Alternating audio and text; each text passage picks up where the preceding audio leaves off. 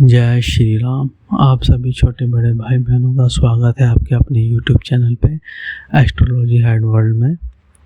और आप सभी को 15 अगस्त और जन्माष्टमी की हार्दिक शुभकामनाएं।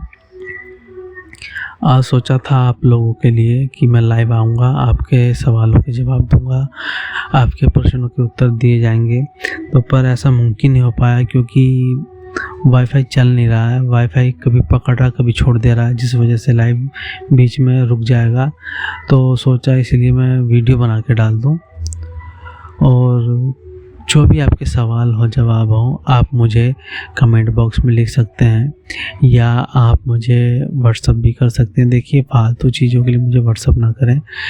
ये तो मैंने दे दिया है नंबर कि लोगों को कोई प्रश्नों के उत्तर होते हैं, नहीं मिल पाते हैं, कभी मैं नहीं रह पाता हूँ आ पाता हूँ ऑनलाइन, तो देखने में कमेंट देर हो जाती है। तो आप मुझे व्हाट्सअप कर सकते हैं, तो वहाँ आपको जल्दी सवालों के आपके जवाब मिल जाएंगे।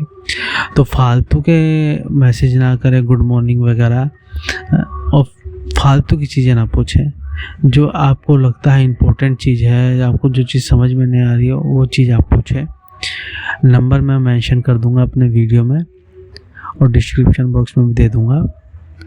और आज मैं आपको एक जानकारी लेके आया हूँ कि लोग साधना क्षेत्र में घुसते तो हैं पर वो आगे सफल नहीं हो पाते। क्या वजह है, किस वजह से वो आगे नहीं बढ़ पाते, क्यों कोई साधना या कोई मंत्र वो सिद्ध नहीं कर पाते। देखिए, जो साधक होते हैं, जिनके गुरु होते हैं, वो तो अपनी साधना क्षेत्र में आगे बढ़ जाते हैं। बेशक धीरे बढ़े पर वो अपने क्षेत्र में आगे बढ़ जाते हैं। और जिनके गुरु नहीं होते उनको बहुत दिक्कतों का सामना करना पड़ता है। और वो सोचते हैं कि हमें क्या करना चाहिए, कैसे आगे बढ़े साधना क्षेत्र में।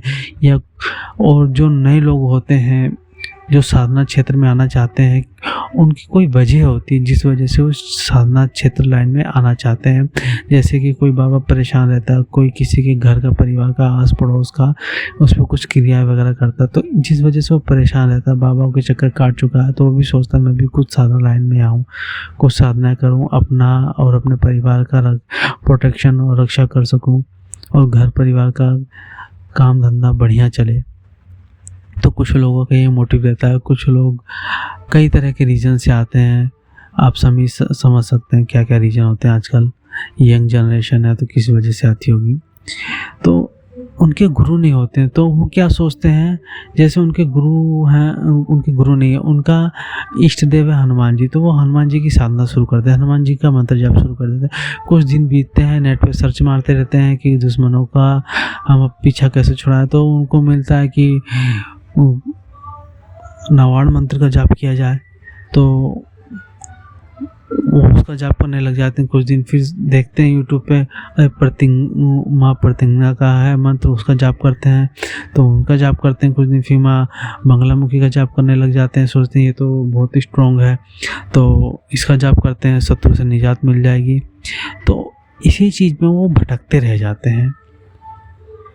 ये नहीं है कि माँ बंगलामुखी आपका शत्रु का नाश कर सकती है। आपके इष्ट देव किसी से कम नहीं है। कोई भी आपके इष्ट देव हो, कोई ज़रूरी नहीं हनुमान जी हो, वो कोई भी हो सकता है।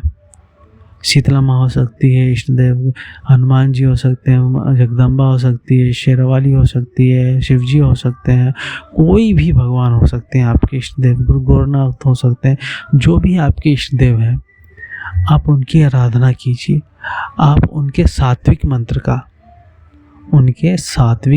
का सात्विक तरीके से जाप कीजिए। अगर आप अपने इष्ट देव के सात्विक मंत्र का सात्विक रूप से जाप करेंगे, सात्विक का मतलब है सात्विक रहते हुए, जैसे कि पूर्ण ब्रह्मचर्य का पालन करना। पर मेन बात है आप ब्रह्मचर्य का पालन ही नहीं कर पाएंगे जब आप मंत्र जाप करने लगेंगे। समस्या तो यहीं से शुरू होती है। ब्रह्मचर्य का पालन करना है। अगर आप शराब, मांस, मछली, अंडा वगैरह खाते हैं, कोई नशा पानी करते हैं, तो वो भी छोड़ना होगा। और आपको हैबिट नहीं है साधना करने की, साधना कैसे करें, तो पहले वो मंत्र याद कर लीजिए, सात्विक मंत्र ले लीजिए हैं। उसको जाप कीजिए। और अगर आप जाप नहीं कर पा रहे हैं तो आप सीखिए पहले कैसे करते हैं। जैसे कि आप चलते फिरते जाप कीजिए, मन ही मन में आप प्रैक्टिस कीजिए, ठीक है। चलते फिरते उठते बैठते कहीं जा रहे हैं आ रहे हैं, मन ही मन में जाप कीजिए।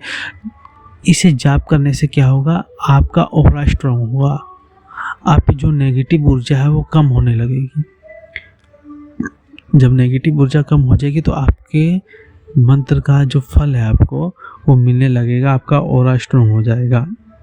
और एक समय ऐसा आएगा जब आपका ऑरा इतना स्ट्रांग हो जाएगा, तब आपको आपके इष्ट देव के दर्शन भी होंगे स्वप्न के माध्यम से। और जो आप मंत्र जाप करेंगे तो आप देखें ना, आपको डेली स्वप्न पड़ेंगे, सपने में आपको कुछ ना कुछ डेली दिखेगा। उन सब का मतलब होता है। तो जो भी आपको स्वप्न पड़े, आपको समझ में ना आया, आप मुझे पूछ सकते हैं। तो जब आपको स्वप्न पड़ेंगे उसी के माध्यम से दिखाया जाएगा। जैसे किसी ने आप पे क्रिया की है तो स्वप्न में दिखाएंगे आपके इष्ट देव आ रहे हैं, या कोई भी आ रहा है, किसी भी रूप में आ रहा है, भैंस के रूप में आ रहा है, कोई जानवर के रूप में आ रहा है। एक जानवर आ रहा है आपको मारने, तो दूसरा जानवर आएगा आपको बचा लेगा, आपको वो जानवर आप पे प्रहार नहीं कर पाएगा, बीच में रोक देगा। तो इसका मतलब आपके इष्ट देव ने जो आप पे किसी ने क्रिया की थी वो क्रिया रोक दी है, प्रहार करने से रोक दिया। तो इसका मतलब क्रिया आपके इष्ट देव ने रोक दी है, पर उनमें आपके ओरे में उतना सामर्थ्य नहीं है, आपके पास कोई सिद्धि नहीं है, आपके पास कोई साधना नहीं है, आपके पास कोई मंत्र सिद्ध नहीं है जिस वजह से वो उस शक्ति का काट कर सके। तो आपको क्या करना है, आपको किसी भगत के पास जाना है, या आपने इतना जाप कर रखा है कि आपका ऑरा बहुत ही ज़्यादा स्ट्रॉन्ग है, तब आपके इष्ट देव उस क्रिया को वहीं के वहीं काट देंगे।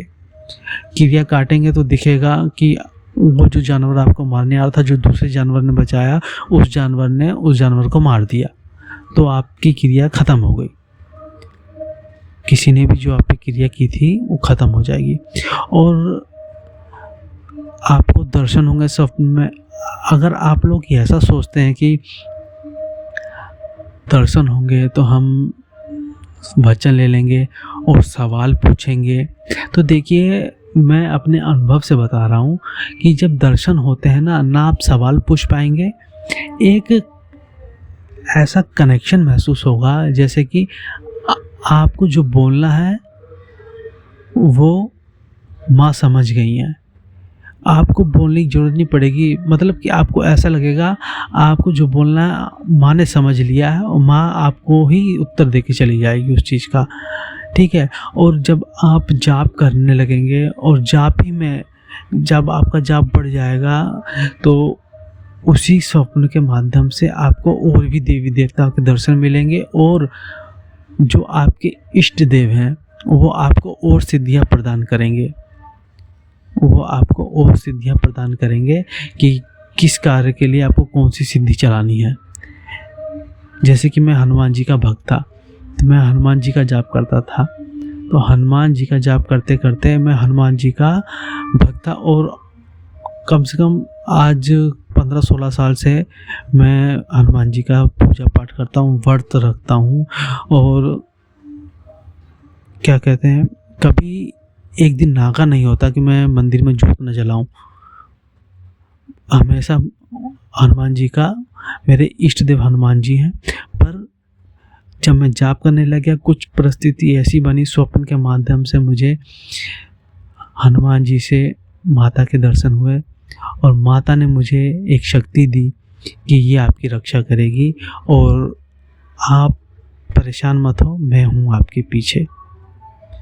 तो तब से किसी चीज़ की दिक्कत नहीं हुई और साधना लाइन में मैं आगे बढ़ा घर, और उस वजह से मेरा काम धंधा इतना बढ़ गया कि मुझे समय नहीं मिल पाता है यूट्यूब पे वीडियो डालने के लिए। तो ऊपर वाले की कृपा है, तो आप भी ऐसा करेंगे तो आपके स्वप्न के माध्यम से आपको मंत्र भी मिलेंगे।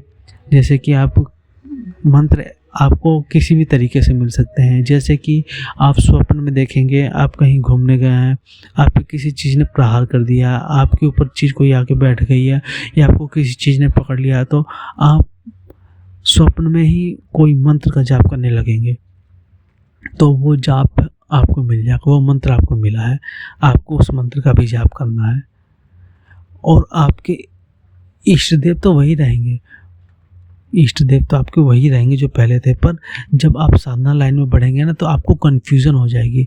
आपको वो भगवान से हट के, जैसे मैं हनुमान जी का भक्त था तो हनुमान जी से, माता जी पे मुझे उनसे ज़्यादा स्नेह आता है, उनकी ज़्यादा भक्ति पूजा पाठ करने का मन करता है।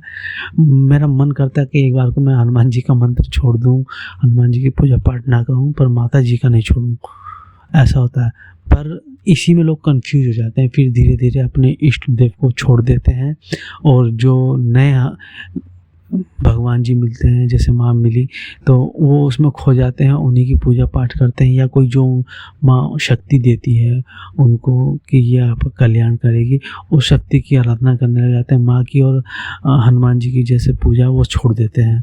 तो उनकी पूजा नहीं छोड़नी, आपको उन शक्तियों तक तो बाबा जी ने ही पहुंचाया है ना, मेन चीज़ तो वही है ना।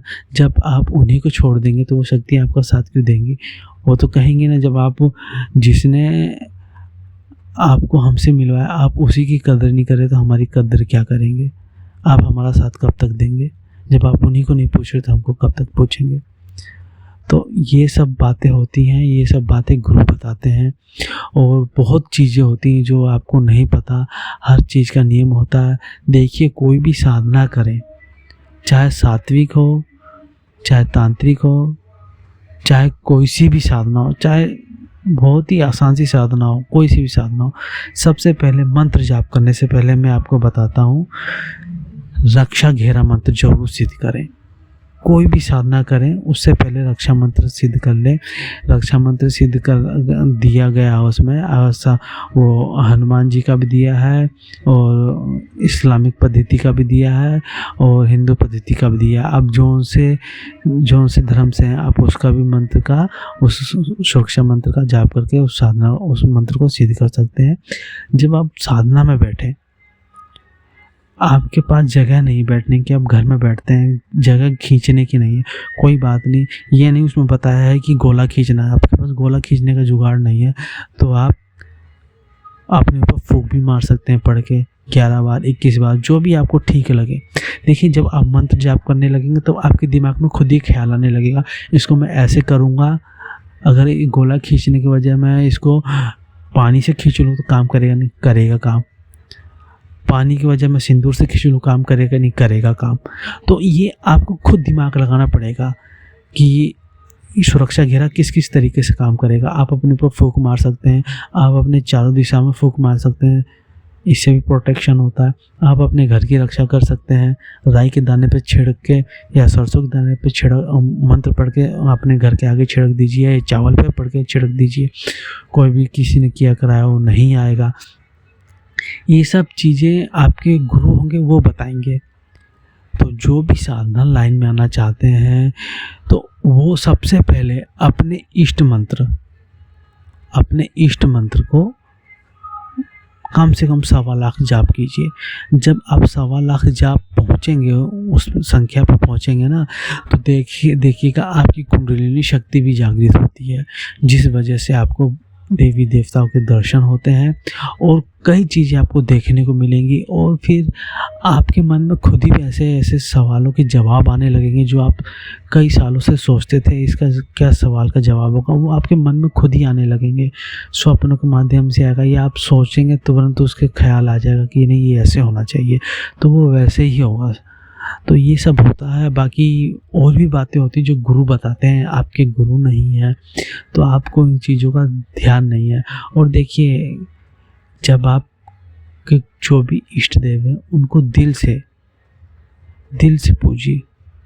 ये नहीं कि चलो हाँ आज मन नहीं कर रहा चलो दीपक जला देते हैं, ऐसा नहीं करना।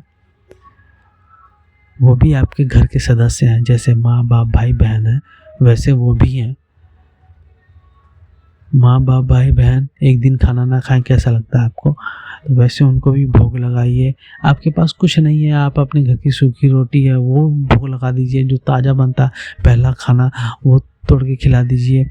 और देखिए, जब आप अपने इष्ट का 1.25 लाख जाप कर लेंगे, उसके बाद कोई साधना उठाइए, उसके बाद आप सुरक्षा घेरा मंत्र सिद्ध कीजिए, उसके बाद अगर आपको कोई साधना करनी है उसके बाद कीजिए, ठीक है, उसके बाद कीजिए।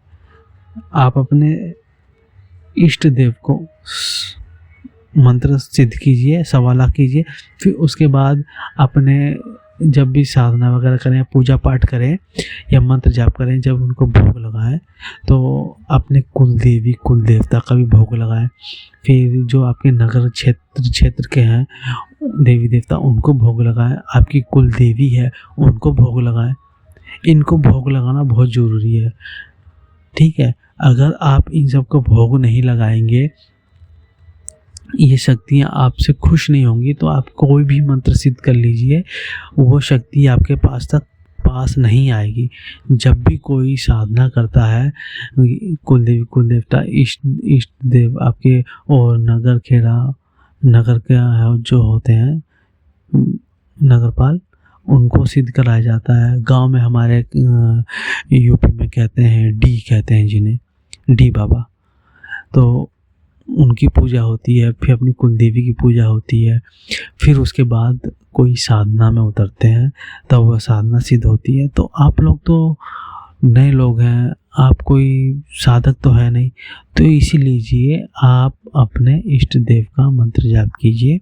और बीच बीच में आप डेली नहीं पूजा कर सकते, तो अपने पितरों की तो कम से कम अमावस्या के दिन, हर 15 दिन में अमावस्या आती है, उस दिन भोग लगा दीजिए, कंडे पे भोग लगा दीजिए। कंडे पे गोबर का जो उपला होता है उस पे 2 लौंग रख दीजिए और 2 इलायची रख दीजिए, उसका भोग लगा दीजिए, या 2 बतासे 2 लौंग, उसका भोग लगा दीजिए।